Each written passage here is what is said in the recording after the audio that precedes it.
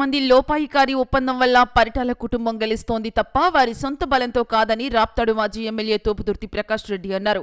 రాప్తాడు నియోజకవర్గంలోని 6 మండలాలకు సంబంధించిన సర్పంచుల పదవీకాలం పూర్తయిన నేపథ్యంలో సన్మాన కార్యక్రమం ఏర్పాటు చేశారు. అనంతపురం రూరల్ పరిధిలోని రజాక్ ఫంక్షన్ హాల్లో జరిగిన ఈ కార్యక్రమానికి తోపుదుర్తి ప్రకాష్ రెడ్డి హాజరయ్యారు. సర్పంచులుగా పనిచేసిన వారందరినీ ప్రత్యేకంగా అభినందించారు. ఇన్ని రోజులు పార్టీ కోసం బలంగా నిలబడ్డారని వారిని అభినందించారు. నియోజకవర్గంలో గత 20 నెలలుగా జరుగుతున్న పరిణామాలను ఆయన వివరించారు. ప్రజల సంక్షేమం కోసం తాము ఎంతో పోగొట్టుకున్నామని ప్రకాష్ రెడ్డి వ్యాఖ్యానించారు.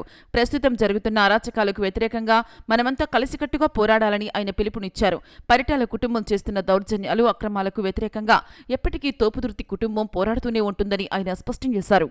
పథకాలు అమలు చేసి పేదవారి ఖాతాల్లోకి సొమ్ము జమ చేసినంత వల్ల కావచ్చు, కానీ మళ్ళీ మనకు అవకాశం వస్తుంది, మళ్ళీ జగన్ వస్తాడు. తర్వాత ఆ రోజు మనం ఇచ్చిన హామీలన్నీ నెరవేర్చడానికి డబ్బులు ఉంటాయి, ప్రభుత్వానికి ఆదాయం పెరిగింది. జగన్ గారు చాలా డిసిప్లైన్డ్ గా ఎంతో క్రమశిక్షణతో ప్రభుత్వాన్ని నడిపినారు. మేము అనుకునే వాళ్ళం ఏమి ఎప్పుడు సొమ్ము పోతుందా, అన్ని గీసి ఇస్తాడు, కొంత చేయొచ్చు కదా అని. అట్లా కానీ ఆయన ఎంత క్రమశిక్షణతో ప్రభుత్వాన్ని నడపగలిగినాడంటే 2 సంవత్సరాలు పన్నులు రాలే కరోనా వల్ల, మిందికి ఖర్చులు ఎక్కువ వచ్చిన వాళ్ళ కోట్లు అయినా కూడా నడపగలిగినాడంటే అతని క్రమశిక్షణతోనే సాధ్యం. జగన్మోహన్ రెడ్డి గారితో నా ఈ ప్రయాణము దాదాపుగా 26 సంవత్సరాల ప్రయాణం. 2000 సంవత్సరంలో నేను అప్పట్లో జైలు నుంచి బయటకు వచ్చినాక ఒక నెలన్నరకు పోయి ఆయన కలవడం జరిగింది. అప్పట్లో ఈ ప్రాంతంలో అనంతపురం జిల్లాలోని ఒక రాక్షస రాజ్యం నడుపుతుంటే దానికి వ్యతిరేకంగా మేము ఆ రోజుల్లో పోరాటం చేయాల్సి వచ్చింది. ఫలితంగా జైలు జీవితం ఉండాల్సి వచ్చింది. బయటకు వచ్చినాక ఆయన రెగ్యులర్గా కలిసేవాడు. ఆయన అనేవాడు, మీరంటే భయం ఉంది, అది పోగొట్టుకొని ప్రజలకు మీ పైన ప్రేమ కలిగేటట్లు చేసుకోండి, నాతో పాటు అసెంబ్లీకి తీసుకుపోతారని. ఈరోజు ఏదో నేను ఎమ్మెల్యే అయినానో లేకపోతే నాకు పార్టీ టికెట్ ఇచ్చినాడనేది కాదు, మాకు జగన్మోహన్ రెడ్డి గారికి నాకు ఉన్నటువంటి ఒక అనుబంధం అనేది ఒక భగవంతునికి భక్తుకునేటువంటి అనుబంధం. ఎందుకంటే ఆయన నాకంటే 20 ఏళ్ళు 30 ఏళ్ళు పెద్దోడేం కాదు, 2 సంవత్సరాలు పెద్దోడు. ఎప్పుడు కూడా నాకు ఏ ఇబ్బంది వచ్చినా, ఇబ్బంది వస్తుందని కూడా ఒక నిమిషం ఆలోచన చేసేవాడు కాదు. ప్రకాష్ని కాపాడుకోవాలనేవాడు. ఎంతమంది నన్ను ఇబ్బంది పెట్టాలని చూసినా, ఎంతమంది నన్ను అనగదొక్కాలని చూసినా, జగన్మోహన్ రెడ్డి గారు ఒక్క చెయ్యి నా భుజం మీద ఉన్నన్ని రోజులు నా ఎంపిక కూడా ఎవరు ఆ ధైర్యాన్ని నాకు కల్పించారు. నేను చొరవ తీసుకుని చాలా విషయాల్లో ముందుగానే మాట్లాడుతా. మామూలు కడుపులో ఏది దాచిపెట్టుకుని అలవాట్లేదు. ముందుగానే చొరవ తీసుకొని మాట్లాడుతూ ఉంటా. ఇది మాట్లాడేది తప్ప గొప్ప అనేది ఎవరైనా చర్చించుకుంటా ఉండొచ్చు విమర్శకులు. ప్రకాష్ రెడ్డి అనేవాడు బతికినంత కాలం జగన్ సీఎం గా ఉండాలని కష్టపడతాడు తప్ప రెండో ఆలోచన లేదని జగన్మోహన్ రెడ్డి గారు తెలుసు. ఆయన సీఎం కావాలా, ఆయన కోసం ఏం చేయాలి, ఎక్కడ కానీ నా జీవితకాలం ఇంతవరకు ఒక ఓటు పక్కకి వేయడప్ప, తెలుగుదేశానికి వేయడప్ప అని చెప్పినటువంటి పరిస్థితి నాకు కళలో కూడా లేదు, ఇళ్లలో కూడా లేదు. రాజశేఖర రెడ్డి గారు పెద్ద జిల్లా నాయకులు, రాష్ట్ర స్థాయిలో వ్యతిరేకించిన నాకు టికెట్ ఇచ్చారు. రాజశేఖర రెడ్డి గారు ముఖ్యమంత్రిగా ఉన్నప్పటికీ, నేను ఎమ్మెల్యేగా పోటీ చేసినప్పటికీ ఆ రోజుకే మేము మా చంద్రం దానికి అనేవాడు, ఆయన మాకు డబ్బు సంచులు మూటలు తీసుకొని పోయినాం జనాలు. 2007-8లో ఉచిత బోర్ల కార్యక్రమము, గొర్రెల పంపిణీ కార్యక్రమము, గేదెల పంపిణీ కార్యక్రమాలు చేసుకుంటే ట్రస్ట్ పెట్టుకుని పల్లెలకు పోయి సేవ చేశాం. ఆ రోజు మధ్య రాజకీయ ఆపేక్ష కూడా లేదు, సేవ చేయాలనే ఉద్దేశం. ఎందుకంటే ఆ పొద్దు మేము మొదలుపెట్టిన కార్యక్రమాలు రామగిరి మండలం నుంచి, అది పెనుగొండలో ఉంది, మాదా తోపుర్తి, అనంతపురం నియోజకవర్గంలో ఉన్నాము. మా మండలం అంతా సింగనమల్లో ఉంది. అయినా మేము గుడ్డిగా ఆ రోజు ఆ ప్రాంతంలోని యూత్ కాంగ్రెస్ నాయకులు కోరిక మేరకు చేసుకుంటూ పోయినాం. తర్వాత పేరూరు డ్యాంకు సాగునీరు తీసుకురావాలని ఒక ఉద్యమం తీసుకొచ్చాం. పేరూరు డ్యామ్ నీళ్లు తీసుకొని రావాలనేది తోపుదుర్తి ప్రకాష్ రెడ్డి యొక్క కళ. తోపుదుర్తి ప్రకాష్ రెడ్డి యొక్క కళ. అదేవిధంగా ఆత్మకూరు ప్రాంతంలో లిఫ్ట్ ఇరిగేషన్ స్కీమ్ ఏర్పాటు చేసి ఆత్మకూరు వెలుగు గ్రామాలైన ముట్టాల, గొంతిండ్ల, ఆత్మకూరు, పడమట్యాలేరు, సిద్ధరాంపురం ఈ గ్రామాలకు లిఫ్ట్ ఇరిగేషన్ స్కీమ్ ఏర్పాటు చేసి నీళ్లు తీసుకురావాలని ఉద్యమం చేసినాం. అవి టెండర్లు కూడా పిలిచినారు అప్పట్లో. కానీ ఆ టెండర్లు పిలిచినాక ఈ ఆత్మకూరు నాయకులు వీళ్ళందరూ, చంద్రశేఖర్ రెడ్డి అన్న వీళ్ళందరూ కూడా మమ్మల్ని చాలా మంది ఉన్నారు. ఆత్మకూరులో మాకు ఊరేగింపు చేసి తోపుదుర్తి బ్రదర్స్ మా చందు అన్నట్టు అప్పుడు ఉన్నటువంటి నాయకత్వము అది ఈర్ష్యతో ఆత్మకూరు లిఫ్ట్ ఇరిగేషన్ స్కీమ్ టెండర్లు రద్దు చేశారు. అంటే ఏ స్థాయిలో మమ్మల్ని అణచివేసే కార్యక్రమం జరుగుతూ వచ్చిందో ఆ రోజు నుంచి ఈ రోజు వరకు కూడా దానివల్ల వేల మంది రైతులు ఇబ్బంది పడతారని కూడా ఆలోచన చేయాలి. అదేవిధంగా పేరూరు డ్యాంకు అందరినీ వారు నీళ్ళు ఇవ్వాలనేటువంటి ఒక కళను సాకారం చేస్తా ఆ రోజు ప్రభుత్వంలో రాజశేఖర రెడ్డి గారు ఉన్నారు.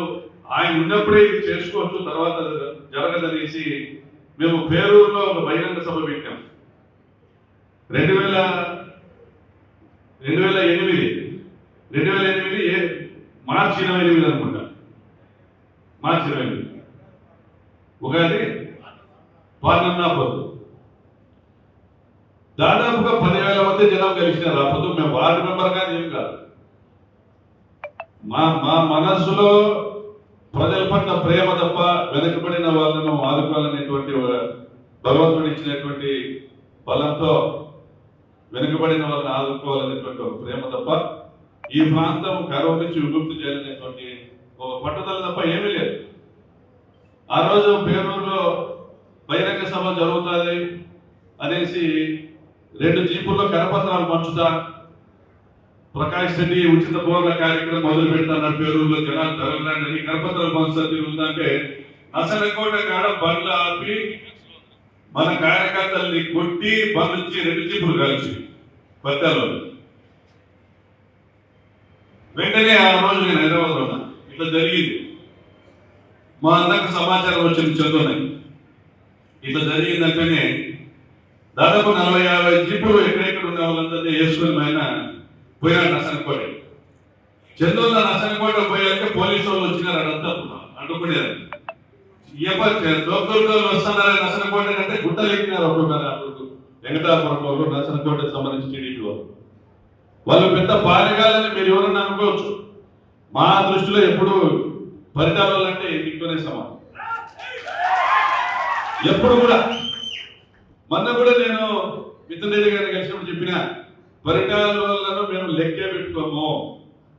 మా క్యారెక్టరు, మేము ప్రజలకు పంచిన ప్రేమ, మాకు ప్రజల మీద ఉన్న ప్రేమకు, ప్రజల మా పట్ల ఉన్నటువంటి ఆదరణకు వాళ్ళకి ఎక్కడ పొందడం లేదు. వాళ్ళంటే భయం ఉందంటే ఆ భయాన్ని సంపాలనేసి రాజకీయం చేస్తా వచ్చినాం. మేము ఎవరిని సంపలే, కానీ వాళ్ళు సంపుకుంటా భయం నిలబెట్టుకుంటా రాజకీయం చేసుకుంటూ వస్తాం. కానీ అటువంటి దుర్మార్గులకు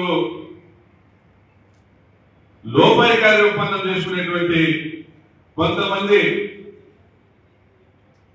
అమ్మకు ఆలికి తేడా తెలియని వాళ్ళ గురించి మాత్రము మీరు చర్యలు తీసుకోగలిగితే డీలిమిటేషన్ అయినా కాకపోయినా మేము ఏడ పోటీ చేసినా లేదా పరిటాల వాళ్ళ మీద పోటీ చేయాల్సి వచ్చినా వాళ్ళని ఎట్టి పరిస్థితుల్లో ఓడించగలుగుతాము. ఎక్కడున్నా ఓడిగలుగుతాము. వాళ్ళ ధర్మాల పైన ఓడిగలుగుతాము, పెనుమంట పైన ఓడిగలుగుతాము, రాష్ట్రాల్లో పోటీ చేసిన ఓడిగలుగుతాము. కానీ క్రమశిక్షణను నిలబెట్టుకోవాల్సిన బాధ్యత మీదే చెప్పేసి. ఎందుకు ఇవన్నీ చెప్తానంటే చాలా మంది ఈ మధ్యకాలంలో సోషల్ మీడియాలో దాంట్లో దీంట్లో మాట్లాడుతూ ఉంటారు. ఈరోజు ఈ సందర్భంగా నేను చెప్తా ఉన్నాను, నేనేంది వాట్ ఈస్ ప్రకాష్ రెడ్డి. 2007 నా పొద్దుకు 320 కోట్ల రూపాయల హండ్రెడ్ కాంట్రాక్ట్ పనులు చేసేటువంటి వారు 320 కోట్ల రూపాయలు. అంటే ఈ రోజుకు 19 సంవత్సరాల కింద మాట చెప్తున్నాను. నేను దాంట్లో దాదాపుగా 170-180 కోట్ల పనులు పూర్తి చేశాకే భూసేకరణ సమస్య, ఫారెస్ట్ క్లియరెన్స్లు రాకనో, ఇంకొకటి సర్వే ఆఫ్ ఇండియా క్లియరెన్స్లు రాకనో, టీడీపీ ప్రభుత్వం వచ్చే 2014లో నా పనులు దాదాపు 220 కోట్ల రూపాయల పనులను సీఎం రమేష్ అమిలియన్ సురేంద్రకు పంచిపెట్టింది టీడీపీ ప్రభుత్వం.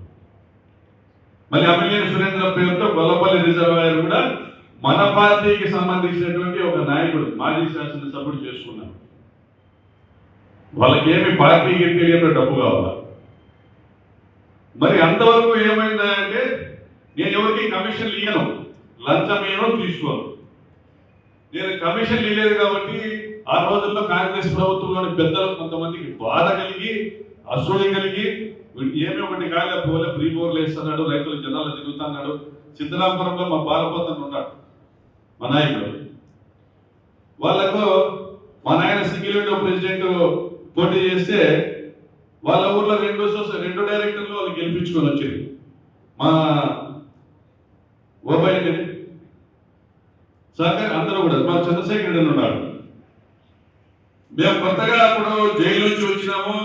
2004లో రాజశేఖర్ రెడ్డికి కలిసి అనంతపురం చేరుకున్నాము. మేము మా ఉద్దేశం అంతా ఉంటే పరికరాల వల్లను దెబ్బతిల్లా వాళ్ళతో లోపాయికాయ ఒప్పందం చేసుకున్న వాళ్ళని ఓడియాలని ఉద్దేశమే లేదు. మా పాదవులు డబ్బు ఇవన్నీ మేము ఎప్పుడు ఆలోచించలేదు.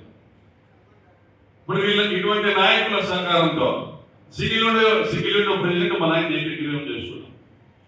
13 డైరెక్టర్లన్నా 13కు 11 ఏకీకృతం చేసుకున్నాం. 13కు 11 ఏకీకృతం చేసుకున్నాం. నాకు తెలిసి పరికరాలు బతికే ఉన్నాడా? పరికరాలు చనిపోయారు.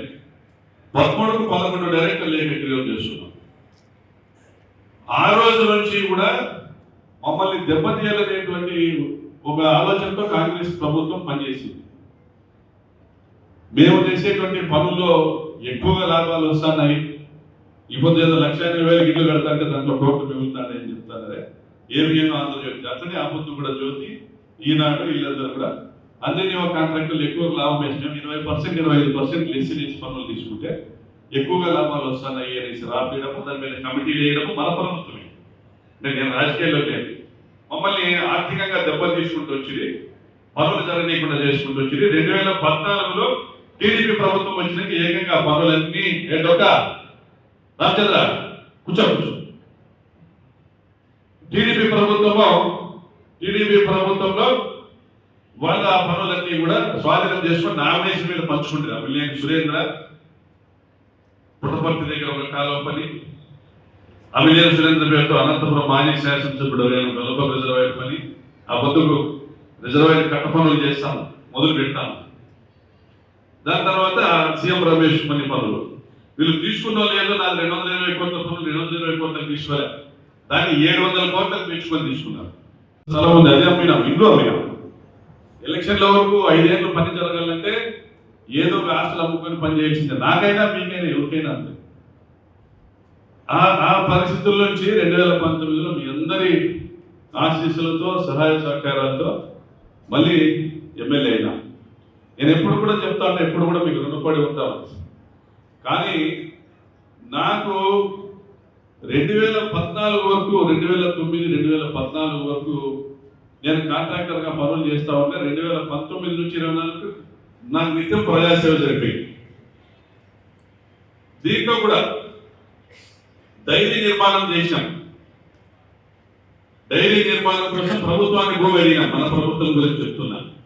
రాష్ట్రాలు ఏపీఐసీ లాగా ఈలే ప్రభుత్వం అది ఇచ్చేదానికి కాదు. డైరీకి తెలుగుదేశం పార్టీకి సంబంధించిన ఒకరికి ఇచ్చేది విలువైన భూమి అది ఇస్తారు. డైరీ మహిళా సహకార డైరీ యూనియన్ ఏర్పాటు చేసుకుని 10,000 మంది మహిళలతో వాళ్లకు ఒక 10 ఎకరాలు ఇవ్వమని ప్రభుత్వం రూపాయికి 10 పైసలకు పావులాగా ఇస్తారు. ఆ మహిళలకు మేలు జరుగుతుంది, ఇవ్వలేదు వేరే వాళ్ళు. నేను భూమి కొని నేను డైరీ కట్టి దాదాపుగా 15 కోట్ల రూపాయలు పెట్టుబడి పెట్టి పెద్దిరెడ్డి రామచంద్రారెడ్డి గారితో డైరీ ఓపెనింగ్ చేయించినాం. డైరీ నిర్వహణకు పెట్టుబడి మళ్ళీ 2 కోట్లు ఇచ్చినాం. వాళ్ళ బకాయిలు వసూలు కాకపోతే మళ్ళీ 3 కోట్ల బకాయిలు కూడా కట్టాం. తీసపోయిన ఏజెంట్ డబ్బులు కట్టకపోతే అంటే ఈ లోపల డైరీ మేము నిర్మాణం తలపెట్టిన నుంచి మేము మహిళలతో వసూలు చేసినాము 10,000 స్థలం ఇచ్చిన, దాన విక్రయం చేసిన, డైరీ కట్టుకునేదానికి వాళ్ళే మహిళా సహకార డైరీ అంటే వాళ్ళ డబ్బులతో వాళ్ళు డైరీ కట్టుకోవాలని ఒక విధానం రూపొందించుకున్నాం. 3,000 మంది మంచికి 10,000 3 కోట్లు జమ చేసినారు. మిగిలిన వాళ్ళు కట్టలే. 10,000 మంది కడతారు, మిగిలిన వాళ్ళు కట్టలేదు. మరి ఆ 3,000 రూపాయలు 10,000 రూపాయలు ఆ 3,000 మందికి ఎనికి పంపించి, అంటే వాళ్ళ ఖాతాలోనే ఉన్నాయి, తీసుకోమని చెప్పేసి మీ సొసైటీ ఖాతాల నుంచి మేము తీసేసుకోండి అని చెప్పి మొత్తము డైరీకి పెట్టుబడి మేమే పెట్టాం. మరి నా మీద లేని అవాండాలు వేస్తూ పరిటాల సునీత ఆ రోజు మాట్లాడుతూ వచ్చింది, మహిళలతో 10,000 వసూలు చేసినాం. ఇక్కడ ఉన్నారు అమ్మ పుష్ప వచ్చిందా? ఇక్కడ ఉన్నారు. నా మీద లేని అబాండాలు వేస్తూ మాట్లాడింది. ఏ కొంత కూడా నాకు సపోర్ట్గా ఇది ఎవరి మహిళల ఖాతాల్లో వాళ్ళ ఎవరి ప్రాథమిక సహకార అకౌంట్లలో వాళ్ళ డబ్బులు ఉన్నాయి, వాళ్ళవన్నీ ఎదికిచ్చి ప్రకాష్ని సొంతం డబ్బులు పెట్టుకొని చేస్తారని చెప్పేటువంటి నోరు ఏది లేలే. నేను ఏం చేస్తాను, ప్రజల కోసం చేస్తాను. ఏం పోగొట్టుకుంటాను? నా డబ్బులు, నా జీవితకాలము, నా కష్టము, నా శ్రమ పోగొట్టుకుంటాను. నాకు సహాయంగా అండగా నిలబడాల్సినటువంటి నాయకత్వం ఎవరు మాట్లాడుతున్నారు? ఎవరైనా మాట్లాడారా? రెస్పెక్ట్ పెట్టి మాట్లాడారా? లేదే. పేరూరు డ్యాంకు నీళ్ళు ఇవ్వచ్చు పై నుంచి అని నేను పాదయాత్రలో చెప్తే మేము 10 కోట్ల రూపాయలు జోలి పట్టుకునేలా వసూలు చేసుకుని మేము కాలువ దొరుకుతాము అని పరిటాల సునీత మాట్లాడారు. పైనుంచి వాళ్ళందరికి రాణిస్తారు కర్ణాటక వాళ్ళని అనిందా లేదా? వచ్చినాక డ్యాముకు నీళ్లు తీసుకొచ్చామా లేదా?